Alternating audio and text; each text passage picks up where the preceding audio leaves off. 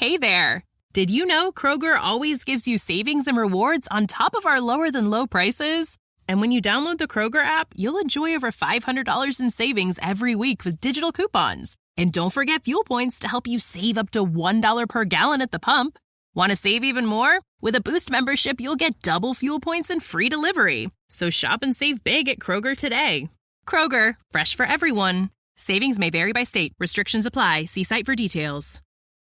The Two-Footed Podcast is brought to you by EPLindex.com and our presenting sponsor, Liberty Shield. Liberty Shield is a VPN provider.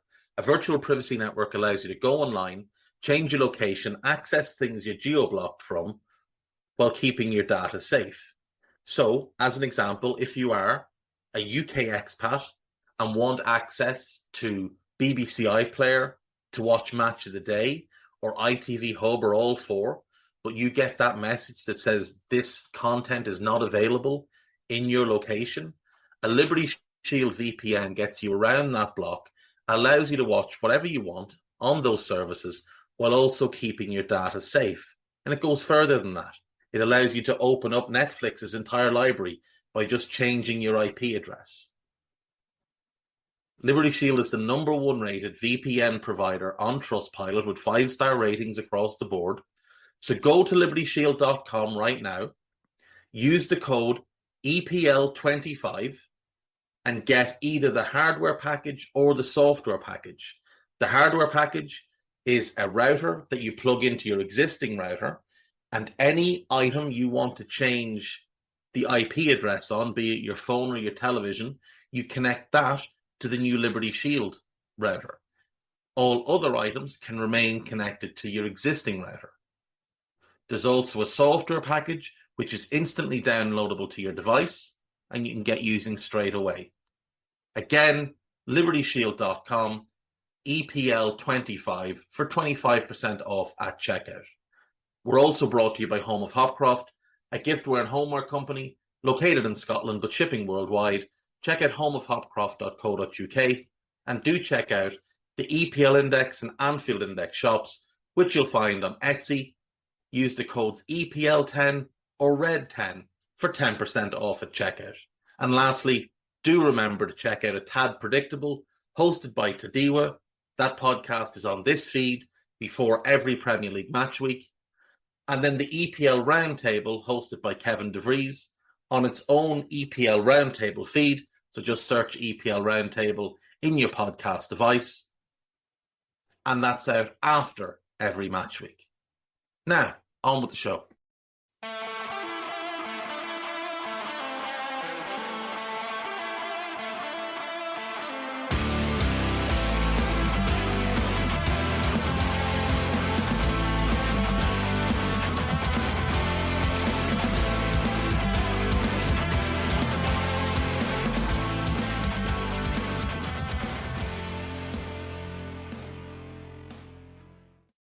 What's good, boys and girls? Two-Footed Podcast. Today is Thursday. It is the 4th of April.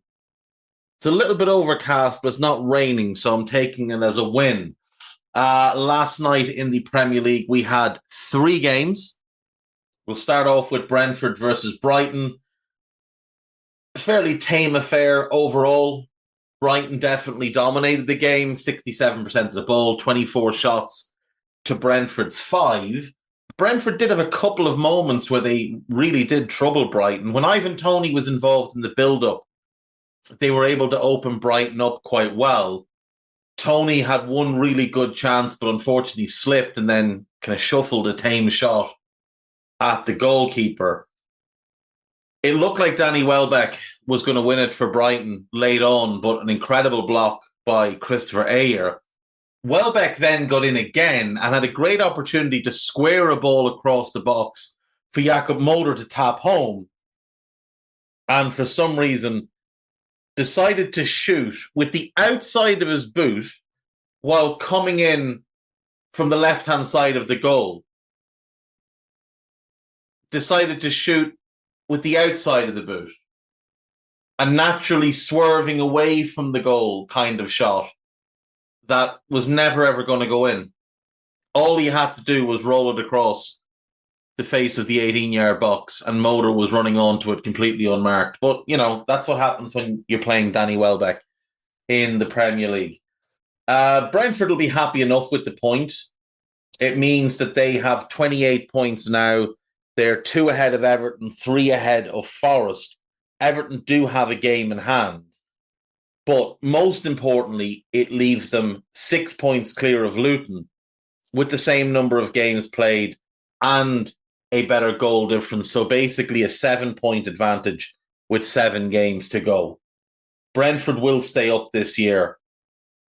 And I don't even think they're going to need to reach 35 points to do it. Arsenal 2, Luton Town 0. A fairly dull affair. Arsenal dominant, unsurprisingly. Luton missing half their team. And then they had injuries. Arsenal went 1 up. Luton pissing about in their own half on 24 minutes. Pelly Ruddock, I know he's been there the whole way up through the climb from non-league to the Premier League. But this is a step too far for him. Ball played into him, poor first touch. Odegaard snaps onto him. Arsenal get the ball to Havertz. He does well, feeds Odegaard, and Odegaard, lovely finish. Good goal. Arsenal absolutely deserving of the goal. They had been dominant in that first 24 minutes. Then on 44 minutes, they made it 2-0. Good work down the left-hand side. Ball cut in. This is the type of own goal that I really hate. So the ball is played across the goal. Reece Nelson is running in, and Hashioka is running in behind him. Reece Nelson misses the ball. Completely misses his kick. It hits Hashioka and goes in. There are times when a defender gets there first and tries to clear it, but can't manage it and the ball flies into the net. Those I can live with. That would kill me. That's horrible. Because if it doesn't hit Hashioka, it runs harmlessly away. Nelson has missed his kick. If it doesn't hit him, the player who's coming in behind for Arsenal isn't getting to that ball. It's running to a Luton defender who's going to turn and clear it. Luton made a bit of a fist of it second half, but never really looked like scoring. 2-0 to the Gunners. They go back top of the league. Luton stay, obviously, in the bottom 3. Final game then. Manchester City 4, Aston Villa 1. So we knew there was no Ollie Watkins. But after the warm-ups, Emi Martinez pulls out and Robin Olsen plays. Now, the last time this happened was the final day of the 21-22 season when City needed to win. Villa went 2-0 up and Robin Olsen had a mare. City went 1-0 up through Rodri on 11 minutes. John Duran equalised on 20. And then Phil Foden, just on the brink of half-time, free kick from the edge of the area. I don't understand what Zaniolo's doing. I really don't. He breaks the wall for some reason and turns his body sideways, jumps out and sideways, creates a big old space, and Phil Foden bends it through that space to score. 62 minutes, it's Foden again. Lovely finish after a nice team build-up. Makes it 3-1. And then on 69 minutes, it's an absolute belter of a strike from Foden from the edge of the box. As he slips, it just flies into the top corner to give him his hat-trick. Phil Foden, for the league campaign, 14 goals, 7 assists. In all competitions, 21 goals and 10 assists. He is having a hell of a season. He's played about 3,500 minutes, but he's having an incredibly productive year. And what's funny is coming into the season, it was Bukayo Saka who was being hyped as the great English hope, the one that was going to, replace Salah as the best left-footed, right-side goal-scoring threat in the league. Now, Saka's having a decent season himself. He's got 13 goals and 8 assists in the league, 16 and 13 in all competitions. So only a couple behind Foden. And he has played nearly 400 minutes less, about 350 minutes less this year. But I think Foden is impacting games a lot more than Bukayo Saka is right now. Saka didn't play last night. He was very poor against City. Arsenal are going to need him to really step up. The other thing to remember here is that Saka has penalties this season. Foden does not. How many penalties has Saka taken this season? Now, I know him and Odegaard tend to share them, and I think didn't Martinelli take one as well, or somebody else took one. Bukayo Saka has taken, 4 of his goals in the league this year are penalties. Whereas I don't believe Phil Foden has taken a single penalty. I've said before, I don't think you can play both of them for England when Kane is the 9. Because I don't think there's enough explosion. I don't think there's enough outlet in behind.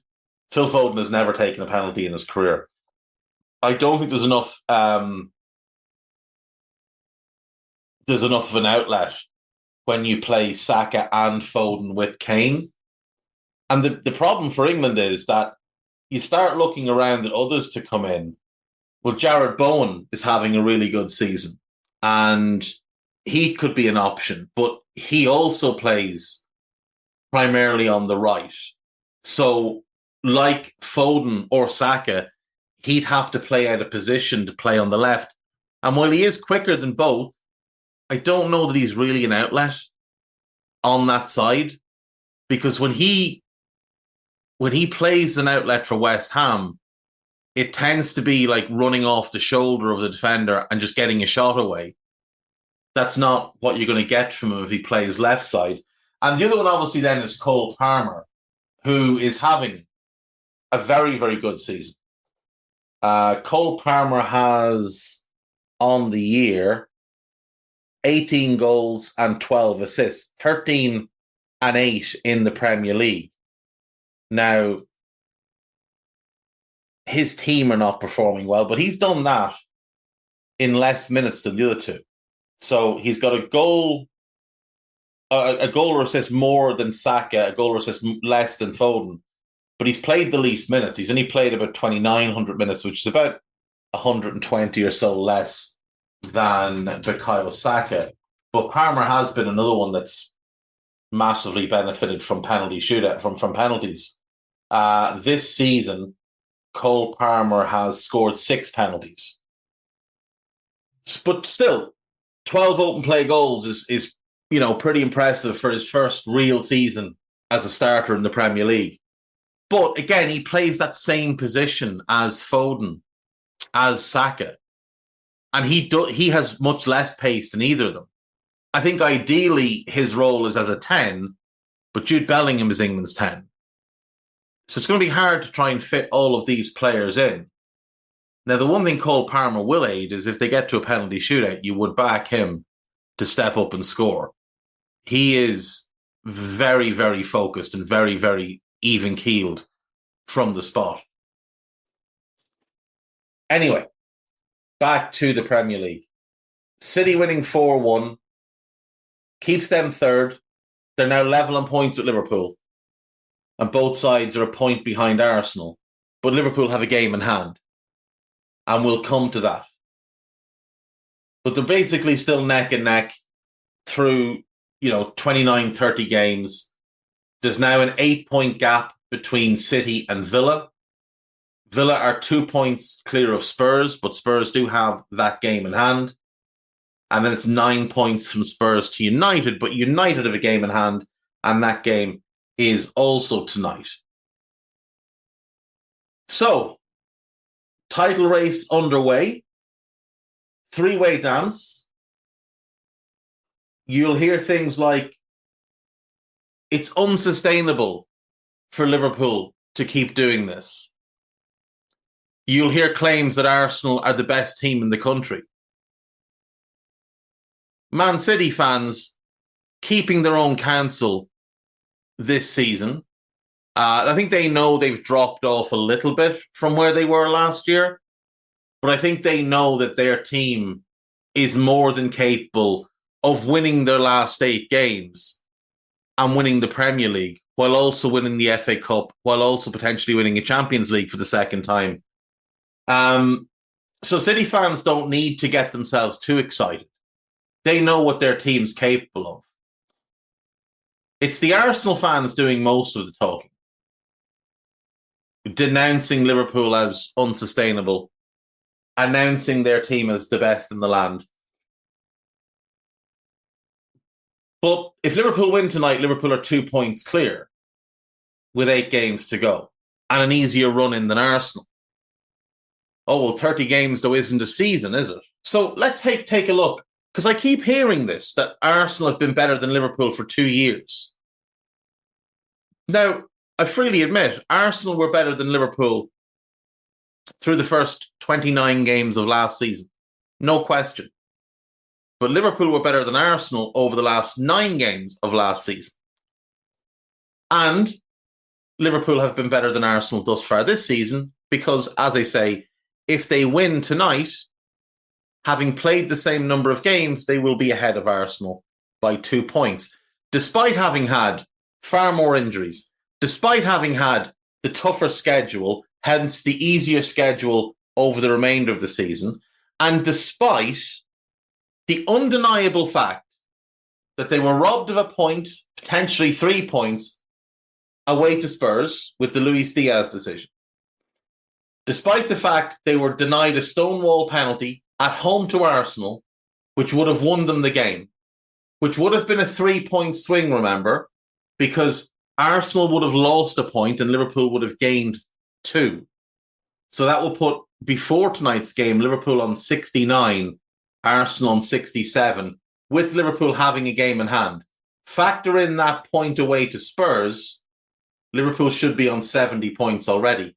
Then we have the Manchester City game where Jeremy Doku kicks Alexis McAllister in the chest. Replays prove Doku didn't get the ball first, McAllister did. Liverpool should have had a stonewall penalty in the last minute of the game, which would have won them that game. Liverpool should be on 72 points right now. Arsenal should be on 67, and City should be on 66, and Liverpool would have a game in hand.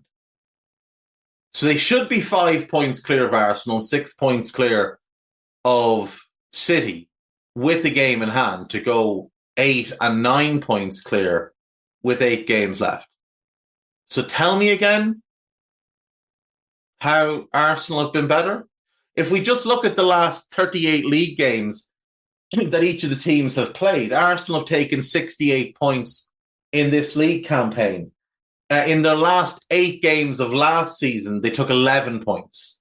So over the last 38 league games, Arsenal have taken 79 points.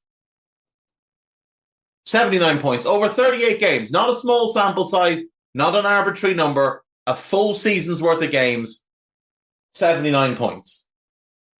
Manchester City, 67 points this season. Over their last 8 last season, they took 19 points, and that therefore gives them a tally of 86 points over a 38-game season. So Manchester City, over the last season's worth of games, 7 points better off than Arsenal. And then there's Liverpool. So you've got to take 9 games from last season, because they've only played 29 in this season. 67 points from this season, 23 points from the last 9 of last season. That's 90 points. So 4 points better than City over the last 38 games, despite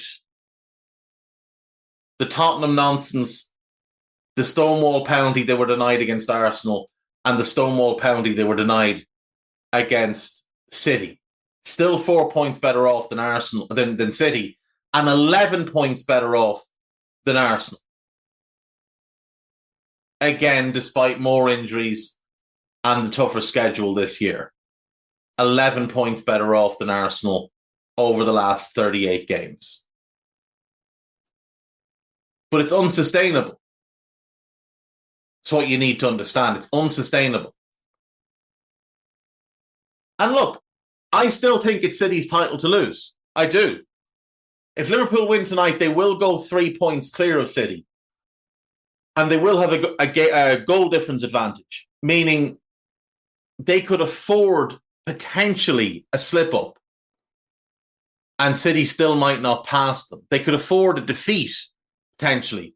They can definitely afford a draw and stay ahead of City, but they maybe could afford a defeat and City might not pass them. But I still think it's City. You've got to give City that respect. They've won 3 in a row. They're the reigning European Cup winners. They've won 5 of the last 6 titles. You have to give them that respect and say that it is their title to lose until they have lost.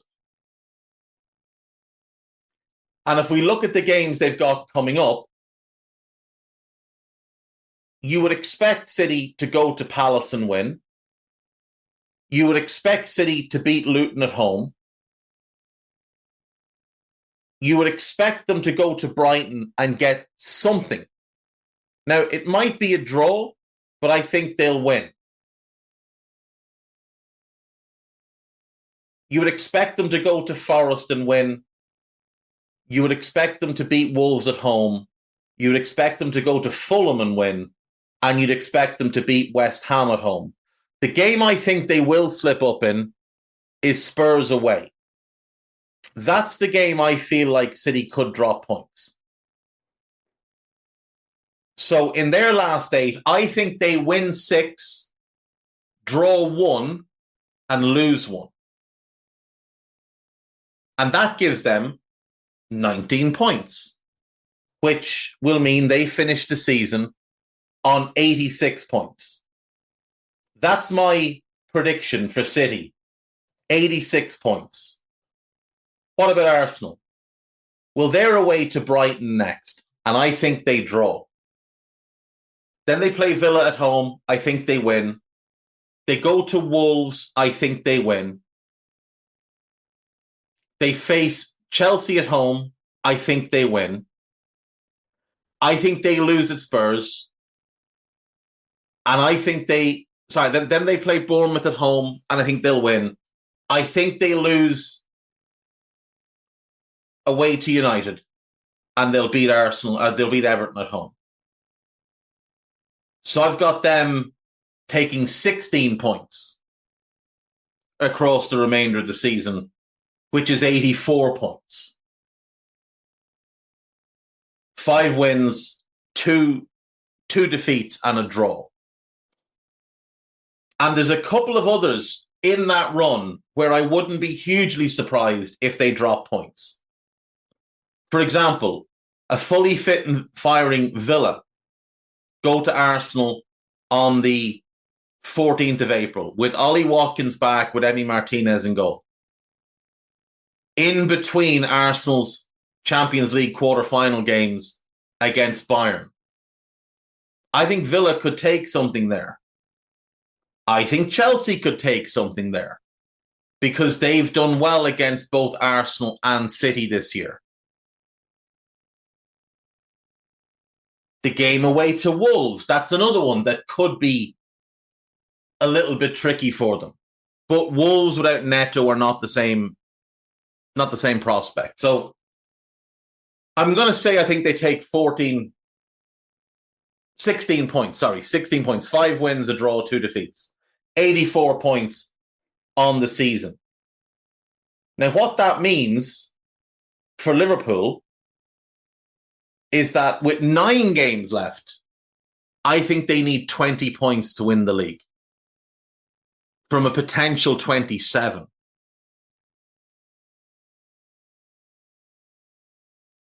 They'll beat Sheffield United. I think they will beat Manchester United. They'll beat Palace. Then they have a tough run. Fulham away, Everton away, West Ham away.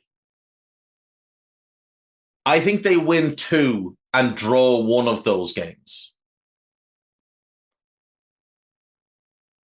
Then they play Tottenham at home. I think they win. Then they play Villa away. I think they draw. Now, that's 8 games. I've got 6 wins and 2 draws there. That's 20 points. That would take them to 87 points. That would be enough, I think, to win the league. Now, for Arsenal, they would need, if Liverpool do draw 2 games, they would need to take 3 points more than I have them taking to match that total for Liverpool, which is either they win at Old Trafford, they win at Brighton and draw at Tottenham, something like that. That's their 3 points, but that's them playing 38 games. I have Liverpool at 87 after 37 games. Liverpool would still have Wolves at home on the final day. I think it's very doable for Liverpool to potentially win each and every game. But I think they'll drop points somewhere. One of those, most likely, I think Fulham or West Ham. I think they'll go to Everton and win. Fulham or West Ham, I could see been very tricky. But if Liverpool win their next 6, which is Sheffield United, Manchester United, Crystal Palace, plus those 3 away games, Fulham, Everton, West Ham, if they win those 6, that puts them on 85 points with 3 games left. I don't think there's a chance in the world that City or Arsenal are within 4 points of them at that point. Liverpool would still have 3 games left. And I think they'd have a 4-point advantage. I have them winning the league with 90 points this year. 4 points clear of City, 6 points clear of Arsenal. But I will reiterate, it's City's title to lose until it's lost. We have games tonight in the Premier League, obviously, as I've been mentioning. Liverpool play Sheffield United. In the form table, over the last 10 games, Liverpool are second, 8 wins, 1 draw, 1 defeat. Over the last 6 games, they're also second, 5 wins and 1 draw. Sheffield United, over the last 6 games, are 16th with 1 win and 2 draws. Over the last 10, they're 19th, 1 win and 3 draws. Liverpool's home form is the best in the league, 5 wins and a draw in their last 6. Whereas Sheffield United's away form is actually not bad. It's 13th, a win and 2 draws. Injury-wise, Sheffield United are fairly decimated. No Max Lowe, no Reece Norrington-Davies, no Chris Basham, no John Egan, no George Baldock, no Tom Davies, no Ryan Brewster, no Daniel Jebison. Doubts over Vinny Sosa and Ollie Arblaster. Liverpool's injury situation is getting better. So Thiago's out, Matip's out. We know those are done probably for the... Well, Matip's definitely done for the year. Thiago's probably done for the year. Wataru Endo is a doubt tonight, but he might make the bench. Robertson is back. Jones is back. Jota, Becker, and Trent are all coming back in the next week or so,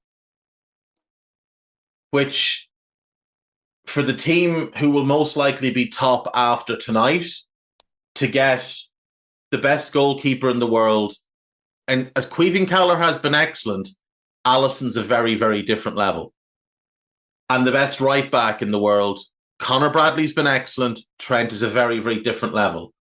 To get both of them back, plus Diogo Jota, who's arguably their best finisher, that is absolutely massive. They're also hoping to get Stefan Bajcetic back within the next couple of weeks, but he's a young player. I don't think he's going to play a whole lot. But Liverpool are going to be in a situation, touch wood, where their only absentees are going to be Thiago and Matip, neither of whom they've been relying on coming back, and Bajcetic, who's a kid. Everybody else could be back, fit and firing. And again, Liverpool they've been decimated by injuries this season, and yet they're still top, which tells you a lot about the character of this team and how good they are. I'm picking Liverpool to win. I'm going to go 3-0.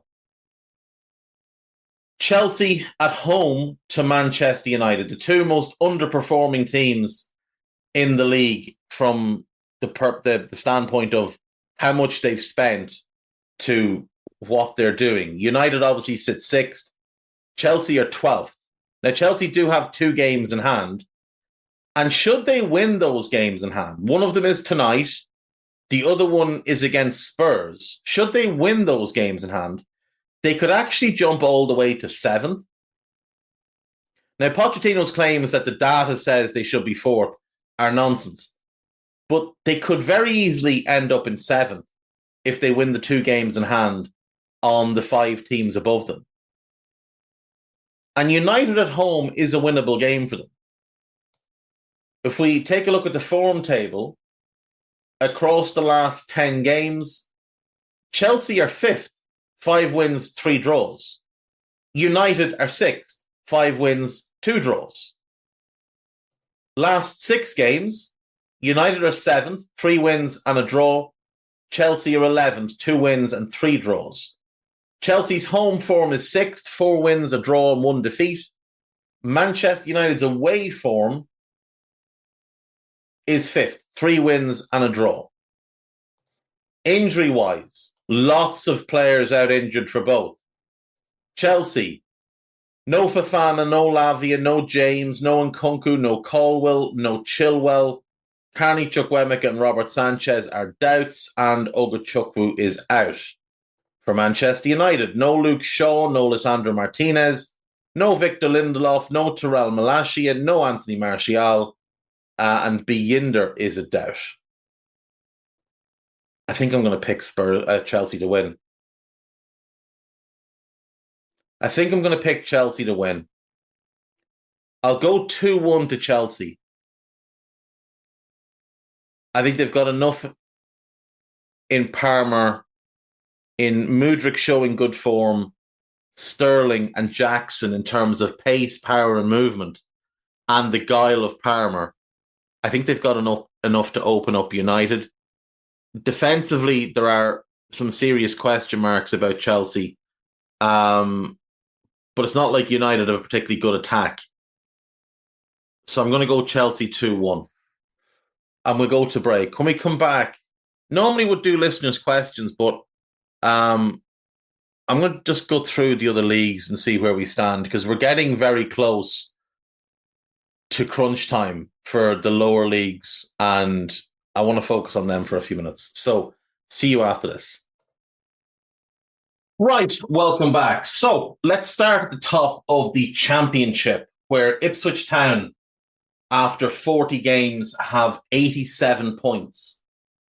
This is an incredible achievement, considering at the beginning of the 22-23 season, they were sitting in League One, coming off a season where they'd finished 11th.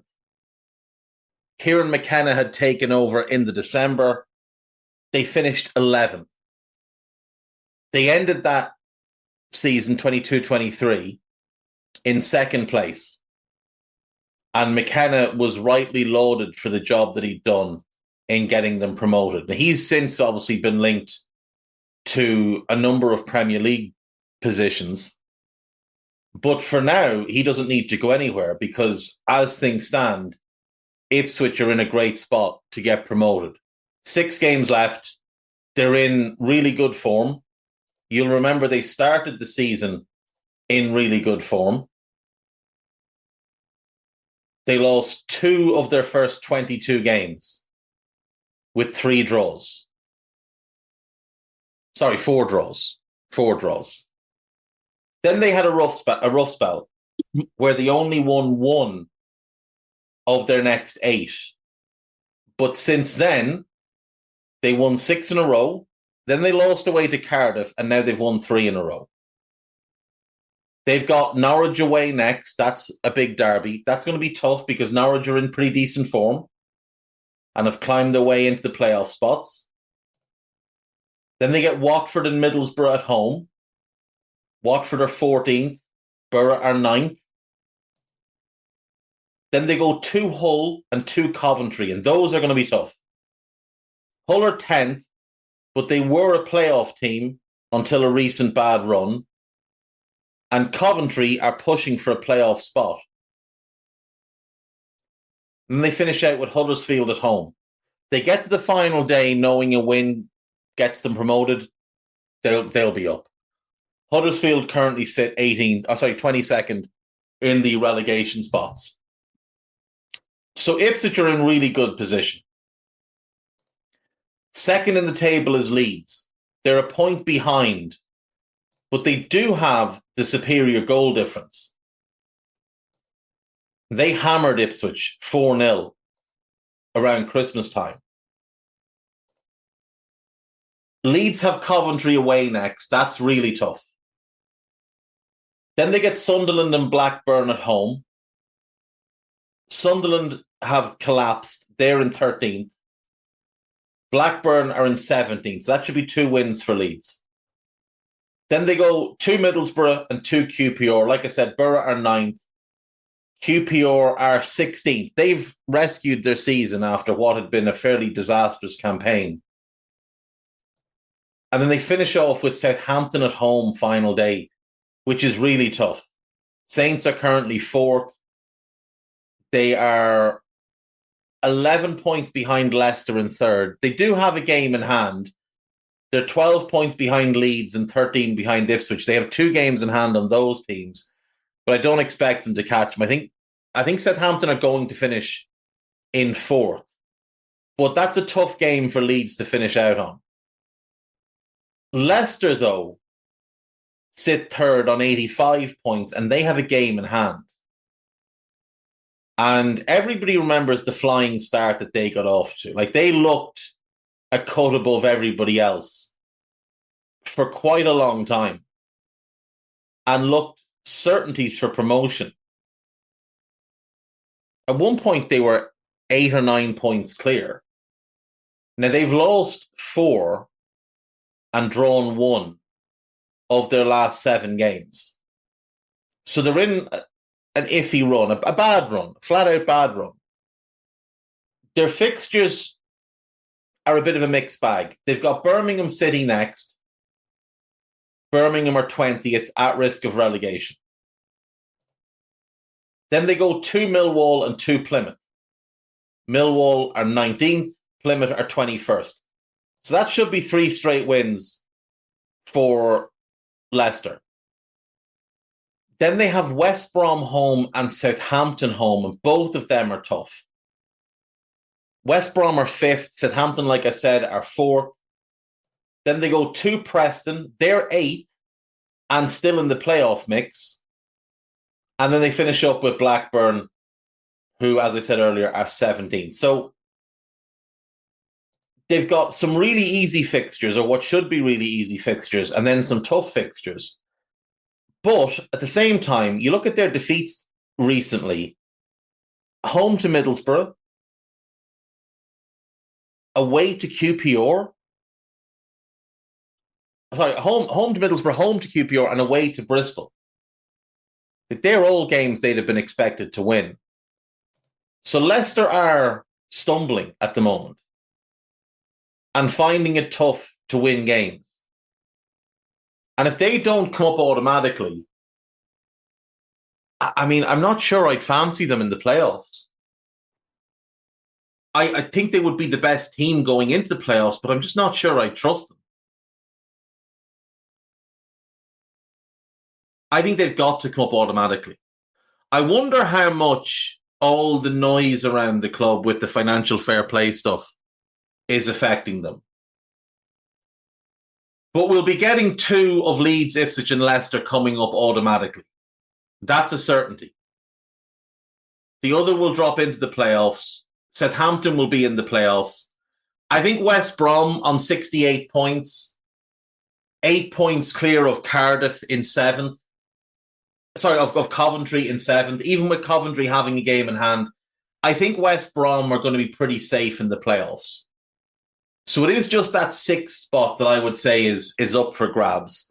Ipswich have the 4-point lead on Coventry. Coventry have a game in hand. Preston are 5 points behind Norwich, but also have a game in hand. Then you've got Middlesbrough. They're 6 points behind Norwich. And Hull are 6 points behind Norwich, also with a game in hand. I think any of Coventry, Preston, Borough, or Hull could jump Norwich potentially, but they're going to have to put a run together. Coventry are the one I have the most faith in because they've gotten to the playoffs before. Them and Norwich over the last 5 games, very, very even. Both have 3 wins, 2 defeats. If Coventry pull it off and get into the playoffs, I kind of fancy them this year. I think Mark Robbins is an excellent manager, and I kind of fancy them to upset the apple cart and come up this year. Now, if it's Leeds in the playoff, Leeds would be the one team I think could beat Coventry.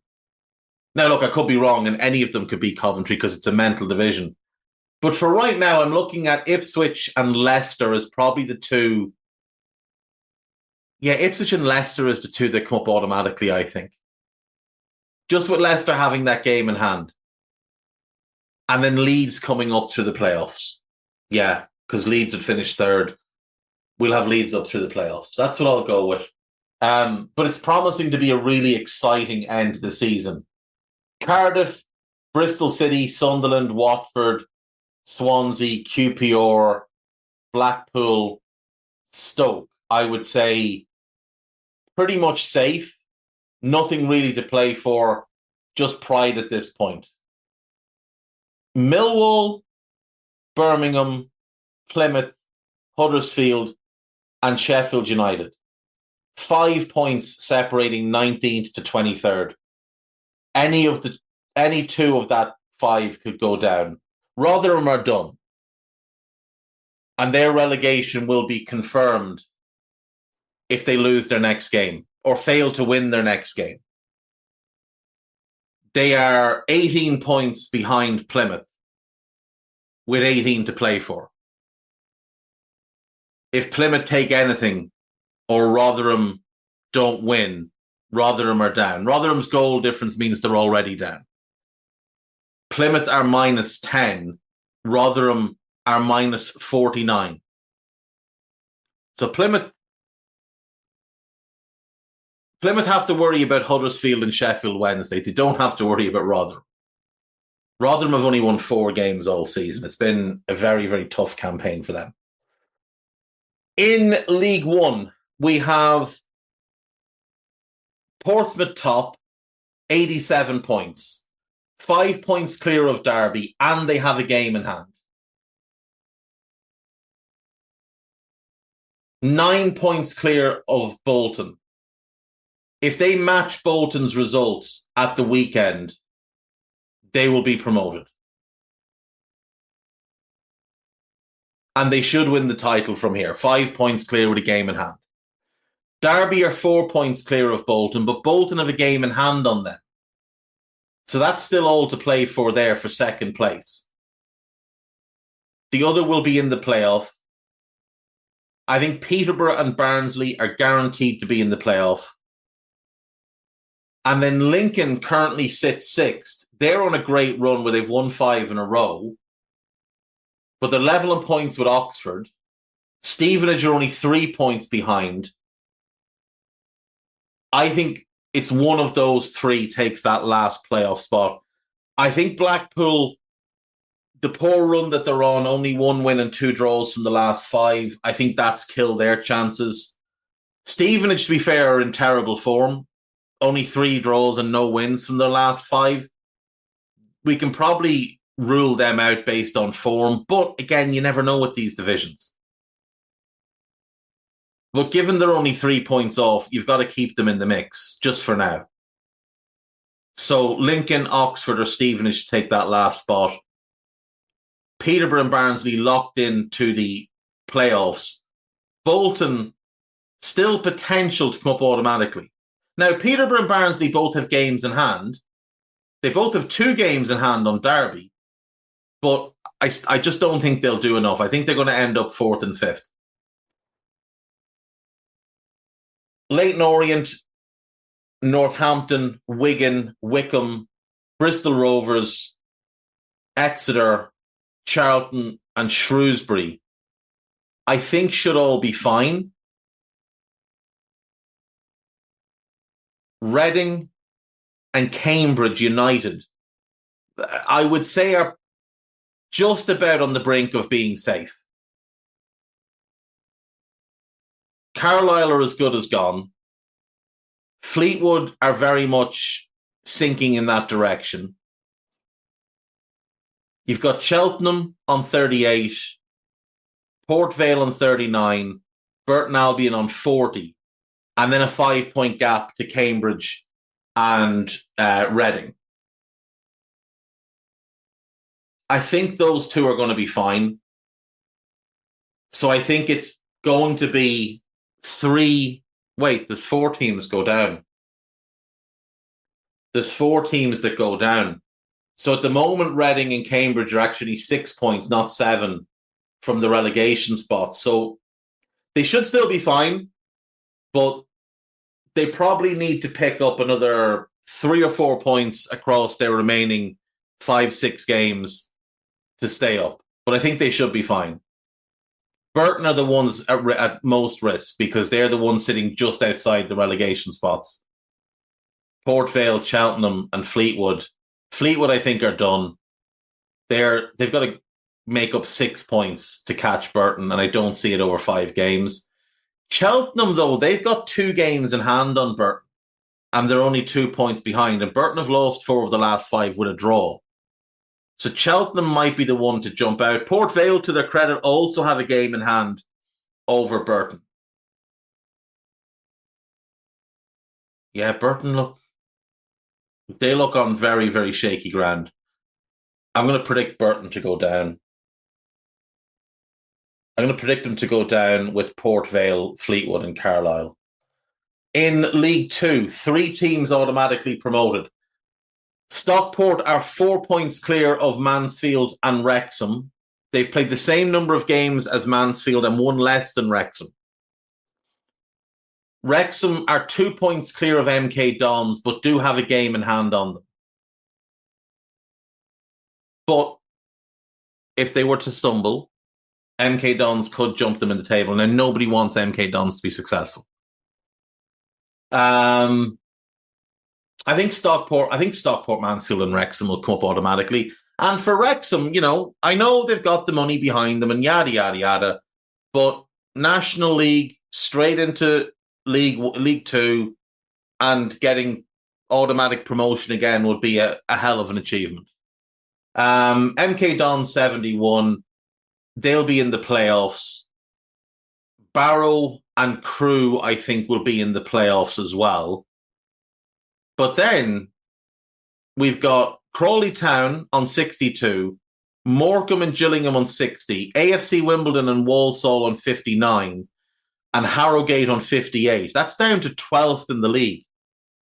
And I think any of that group could get into the playoffs. That's 6 teams for one spot.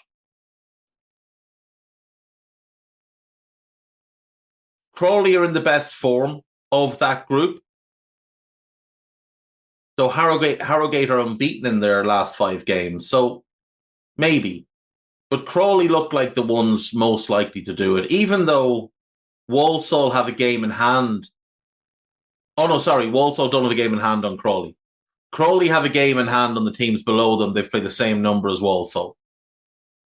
Yeah, Crawley would have to be the favourites to get that 7th and final playoff spot. Newport, Doncaster, who've won 5 in a row, by the way, which just highlights the madness of this division. And they've jumped from, I think they were 21st, 20th. I think they were 20th. And they've jumped all the way to 14th.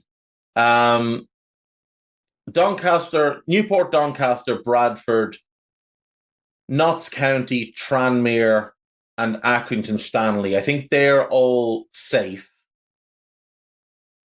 I think Swindon are safe. Salford are probably safe. Yeah, they are. They're 7 points clear of Grimsby, who are 2 points ahead of Colchester. Colchester are the team in the second relegation spot. So Sutton United have won 4 in a row and somehow turned this all around because they looked dead and buried. They had 27 points.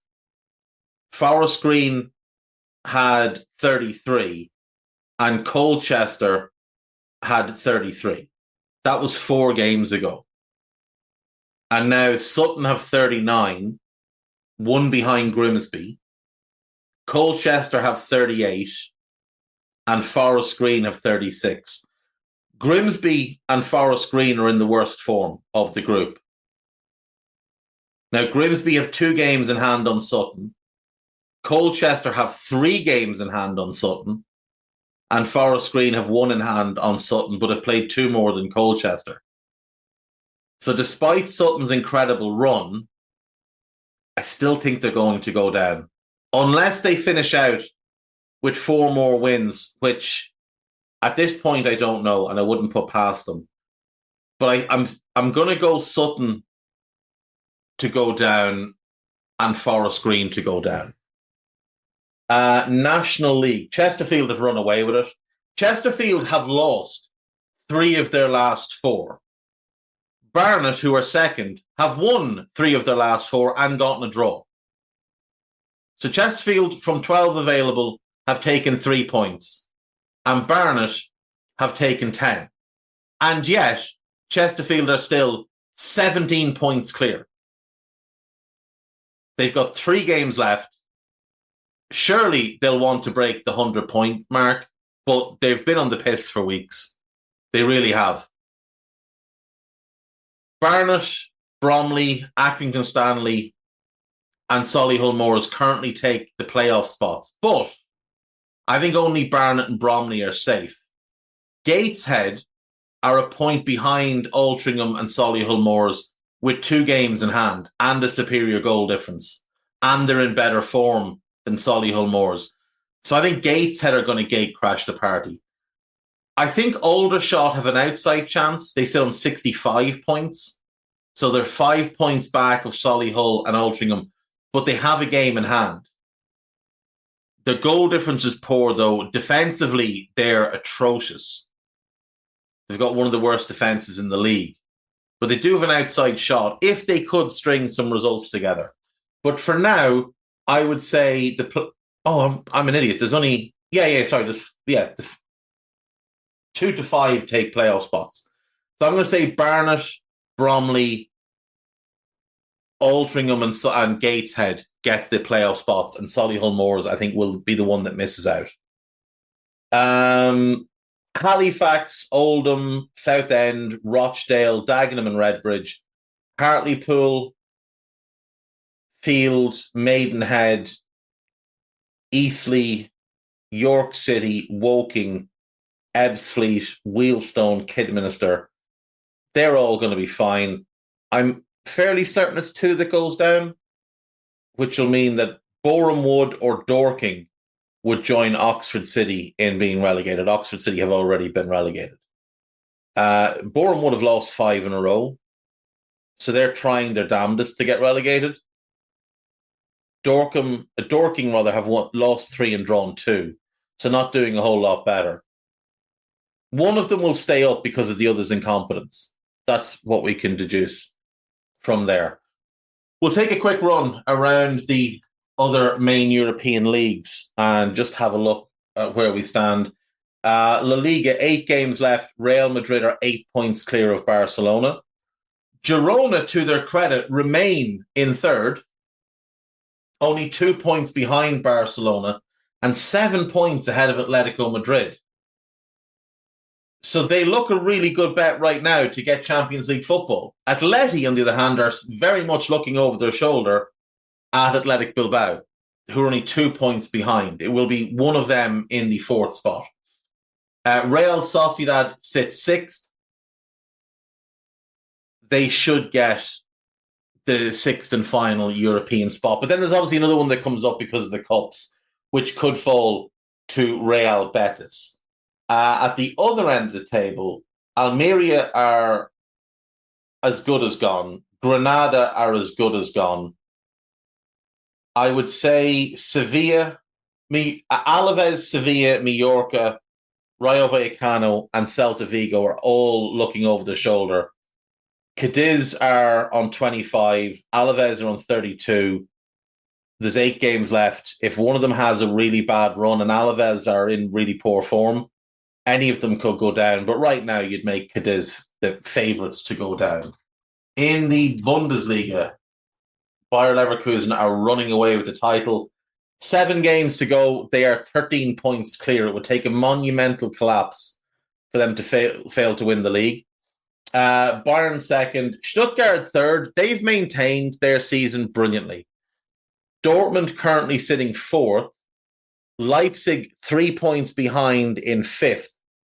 So, barring a Stuttgart collapse, it's one of Dortmund and Leipzig for the 4th and final spot, with the other taking a UEFA Cup spot.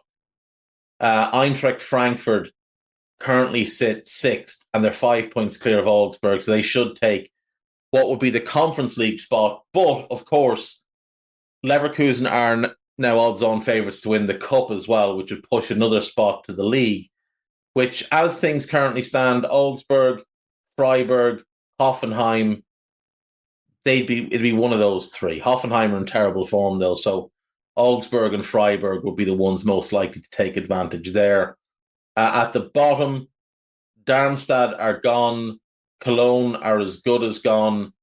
It's a matter of whether Cologne can overhaul Mainz and manage to get into the relegation playoff rather than be automatically relegated. Both of them are garbage. They've both won 3 of 27 games this year. And Darmstadt have only won 2. All of them should be ashamed of themselves. In Serie A this season, Inter are 14 points clear with 8 games to go. The Serie A title is pretty close to done. Milan are second. They're 6 points clear of Juve. Bologna look like they're going to get Champions League football. They're 2 points behind Juve, 5 clear of Roma. So, pretty impressive. Pretty impressive. Now, Roma have been really good under De Rossi, and they're playing good football as well. But I think it's going to be UEFA Cup for them. Atalanta probably going to end up in the Conference League. Lazio, Napoli, they'll both be really disappointed. Torino, Fiorentina, they'll all be disappointed. But I think Monza can be really proud of an 11th place finish, and they could potentially even get higher. At the bottom, Salernitana, as good as gone. But anyone from Lecce down, at risk of going down. Lecce are 13th with 29 points. Then Udinese with 28, Verona and Cagliari with 27, Frosinone with 25, Empoli with 25, and Sassuolo with 24. Now, Empoli and Sassuolo are currently the ones in the relegation spots, but Lecce only 5 points above. It is possible that a bad run could sink them. They're all pretty close on goal difference as well.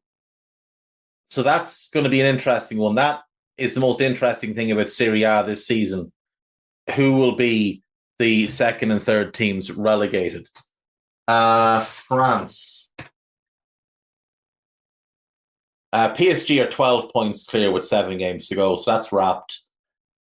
Or as good as. Brest currently second. Monaco currently third.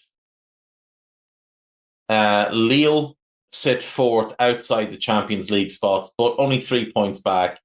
Nice, who had that brilliant first half of the season, have been garbage. Ever since Jim Ratcliffe became obsessed with Manchester United. Lens currently sit sixth, and they could easily overtake Nice. There's only 1 point between them. Then it's Marseille. Again, they'll be looking at it and thinking, we want European football.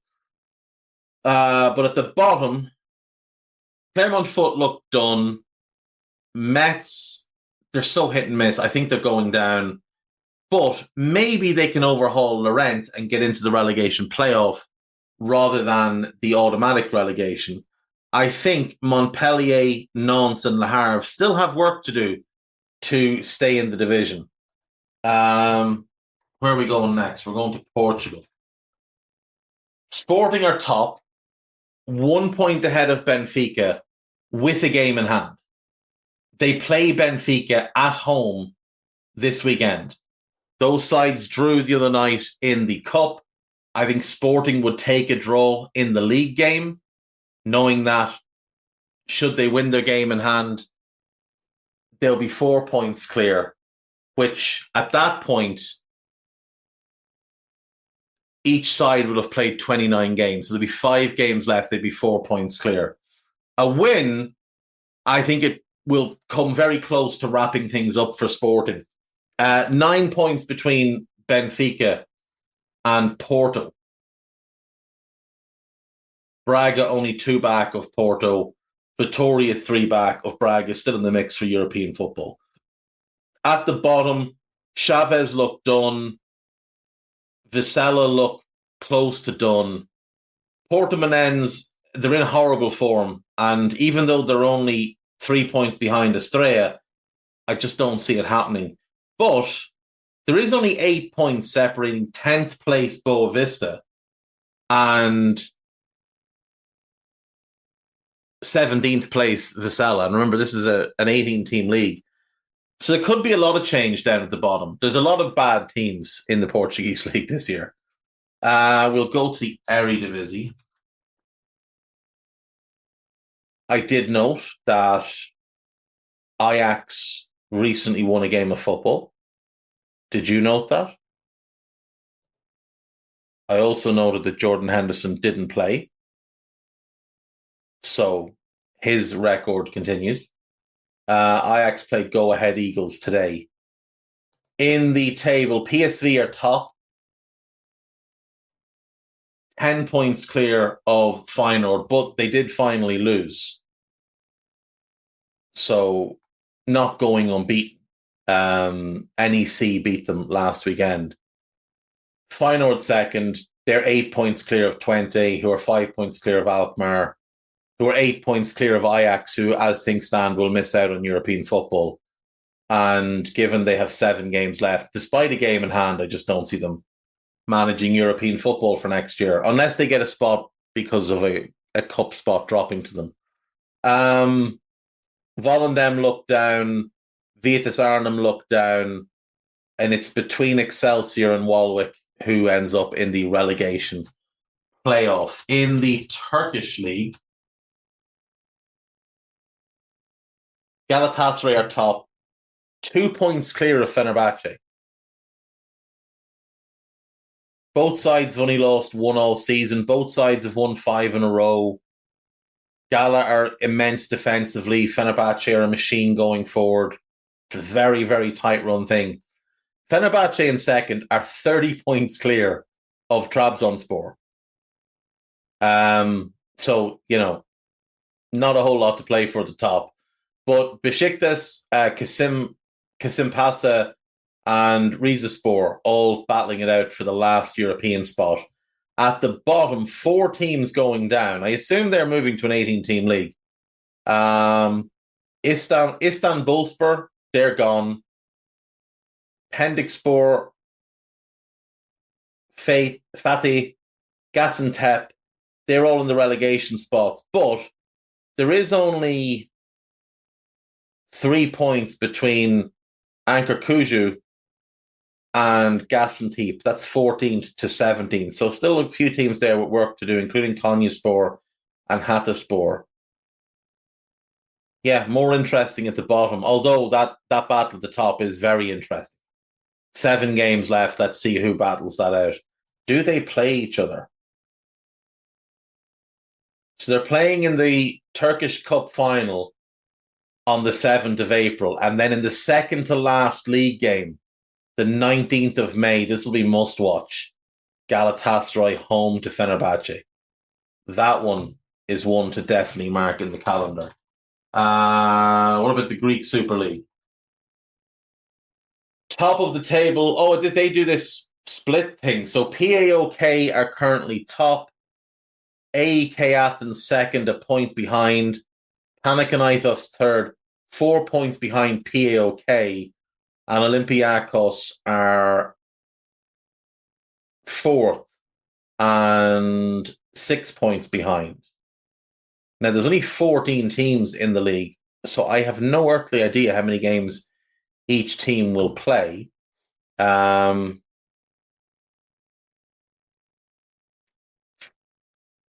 last year, I suppose. Greek League. The Super League of Greece. Okay, so they play 36 games, which means they have 7 games left. So still could go to any of the big 4. Panathinaikos are the team I want to win. So, what about Scotland? Scottish Premiership.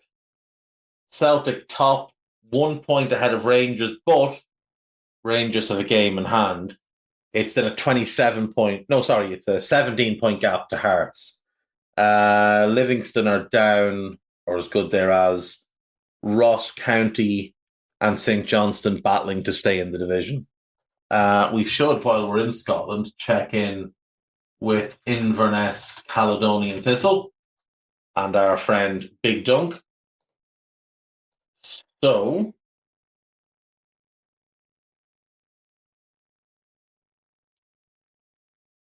a 1-0 defeat away to Partick Thistle. 5 games left in the season.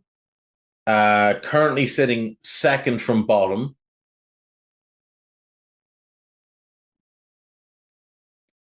Arbroath are done. Is it a relegation playoff situation?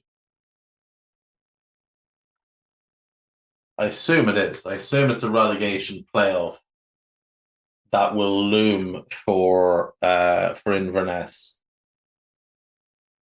Yeah, relegation playoff. So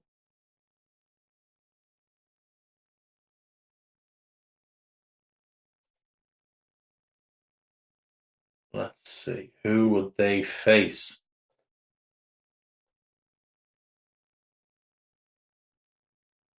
So it could be any of Hamilton Academical, Alloa, or Cove Rangers. Hamilton look by far the best of those teams. They're 14 points clear of Alloa and 16 clear of Cove, but they will have to play them. They'll play the winner of Alloa or Cove in. Oh no, it's all 4 teams, isn't it?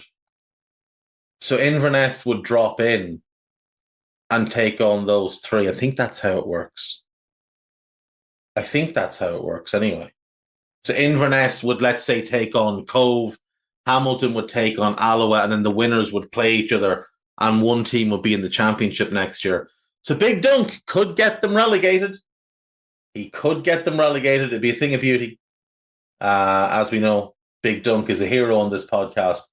He just happens to be an absolutely atrocious manager.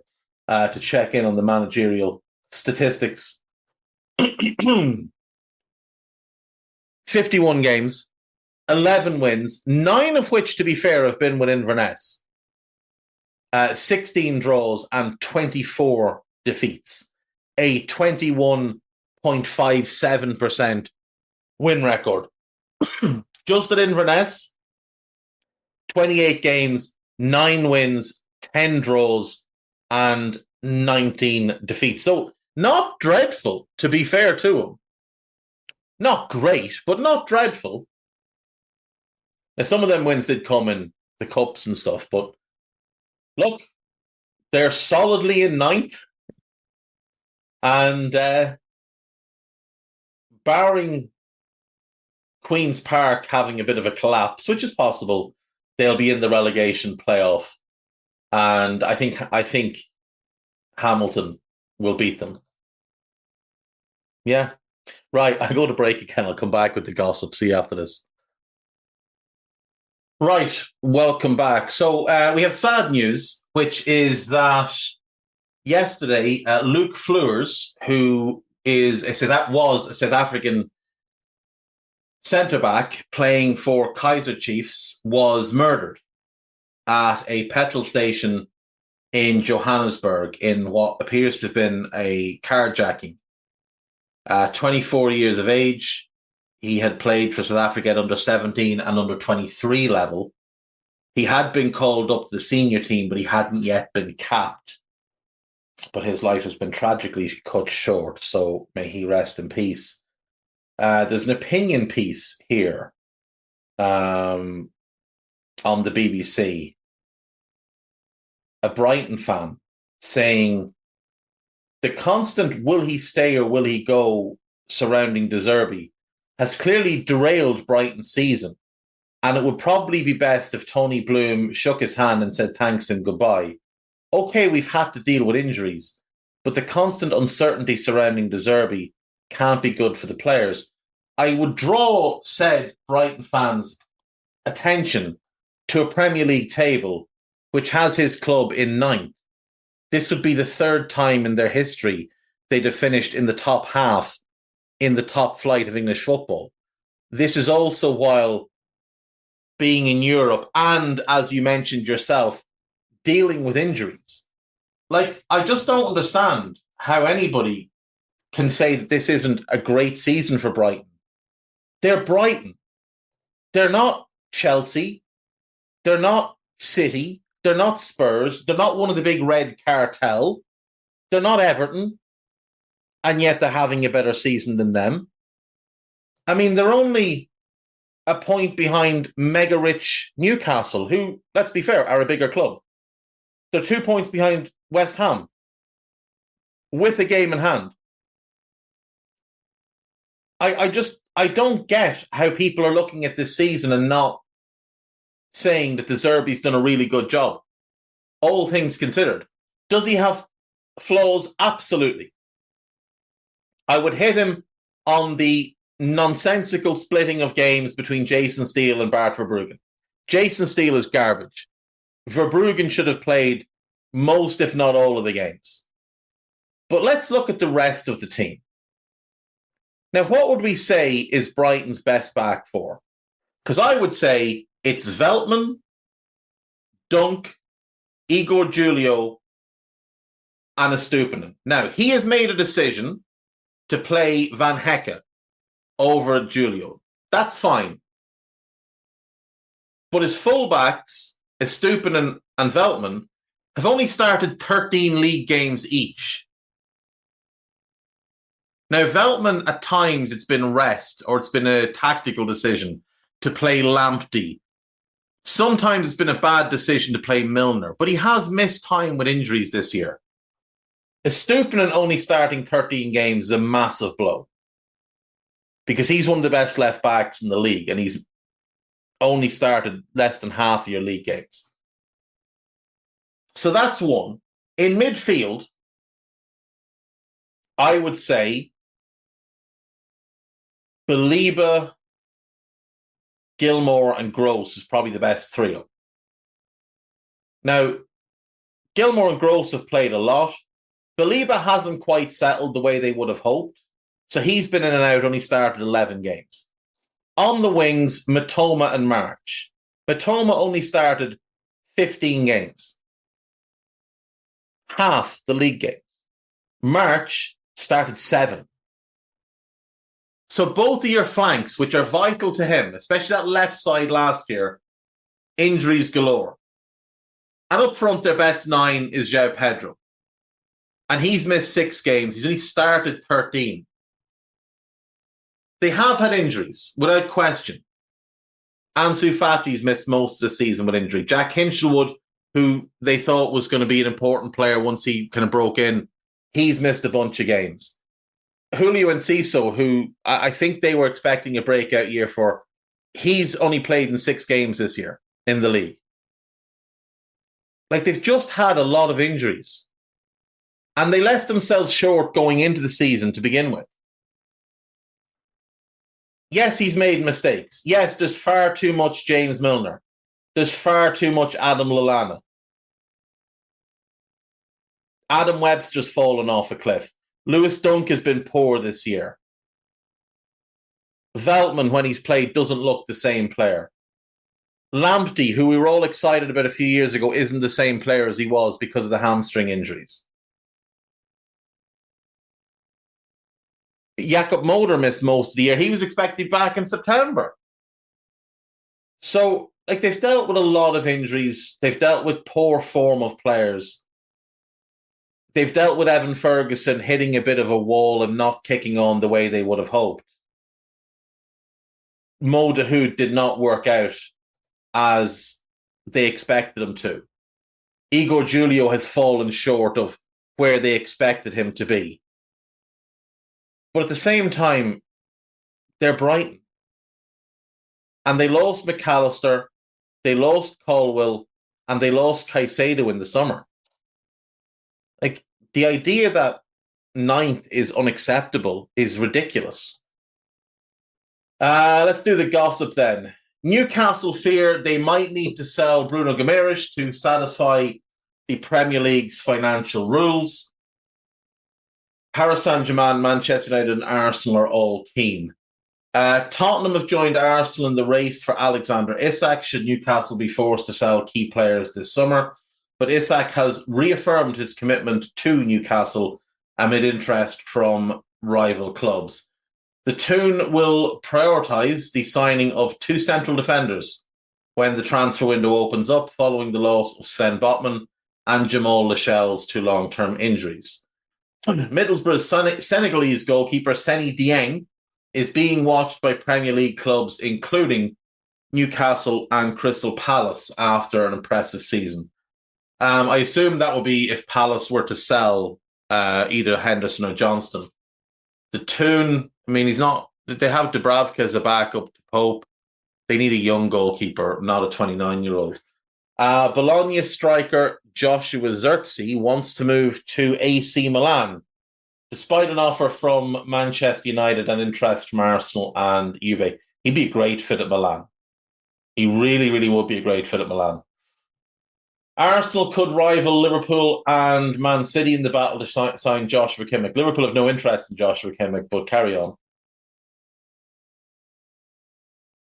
Victor Gyökeres is high on Arsenal's list of striker options, but Sporting expect the player's release clause, which is £85 million, to be triggered. They don't want to sell him. So, yeah, you're going to have to pay the release clause. Calvin Phillips will have to take a major pay cut if he wants to end his stay at Manchester United and return to Leeds. That one makes sense. West Ham will not look to make Phillips stay at the club permanent. Manchester United have begun discussions about signing Nice defender Melvin Bard. He's a decent player. He is a decent player, to be fair. He's a left back, and with Luke Shaw's injuries and the fact that Malachi has been a flop, makes sense. Max Kilman is on Manchester United's shopping list for the summer. Another left-footed centre-back. It's almost as if they don't actually believe themselves that Martinez is as good as they've made out. Leicester City have entered the race to sign Eddie Nketiah, but face competition from Crystal Palace and Brentford. This is, of course, an exclusive from our friend Steve Kay, the enormous spoofer. Arsenal, Liverpool and Manchester United are among the clubs keen on signing Jeremy Frimpong. You know why I don't believe this? Because Arsenal don't play with an attacking right back. They play with a defensive right back. Ben White, they get forward, but they're primarily defensive players. Ben White, Tomiyasu, Timber. Liverpool don't need a right back. They've got Trent and they've got Conor Bradley. Now, if Trent were to leave, particularly under Amorim, who plays wing backs, then Frimpong will be top of my list. United I could see, but I think he's going to stay another year, being honest. Newcastle are interested in Danny Ceballos. It'll be a terrible signing. Nottingham Forest are triggering a contract extension for Ola Aina after his impressive season at the City Ground. Atalanta director Luca Percassi says the club have not received any offers for Ken Koopmeiners amid interest in Liverpool and Juve. Liverpool have no interest because the fella who might have driven some interest is leaving this summer. Sevilla remain interested in signing David Datro Fofana. They've earmarked him to replace Yusuf En-Nezouri, who looks set to be sold. Chelsea'd be nuts to sell him, but they should probably loan him for next season. And that's it. That's me for today. I will see you all tomorrow. Take care of yourselves. Bye-bye.